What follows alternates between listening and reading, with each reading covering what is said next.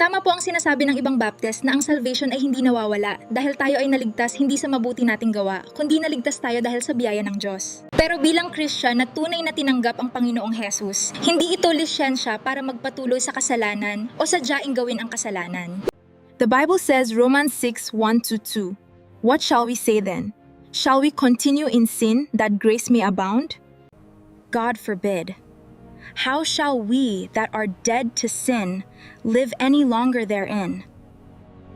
Sinasabi ng Bible na hindi dahilan ang biyaya ng Diyos para tayo ay mamuhay sa pagkakasala.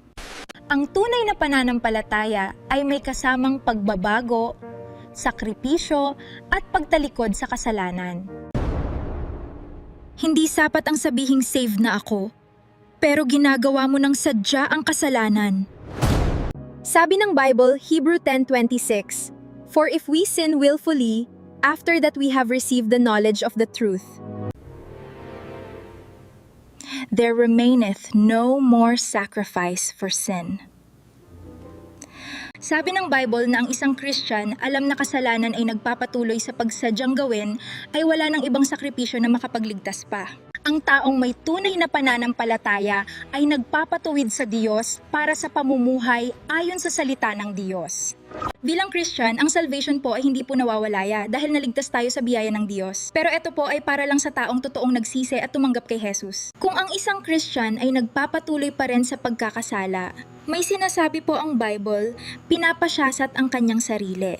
Sabi sa 2 Corinthians 13:5, "Examine yourselves whether ye be in the faith, prove your own selves.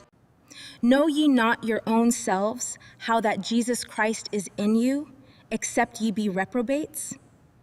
Tanungin po natin ang ating sarili kung totoo bang mahal natin ang Diyos?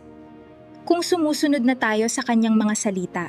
Tanungin po natin ang ating sarili kung may nabaago ba sa ating ugali at mga gawa, kung nasa puso ba natin ang Panginoong Jesus. Kaya yung sabi na ang salvation ay hindi nawawala dahil saved by grace nga po, pero ito po ay para lang sa totoong nagsisi at tumanggap kay Kristo.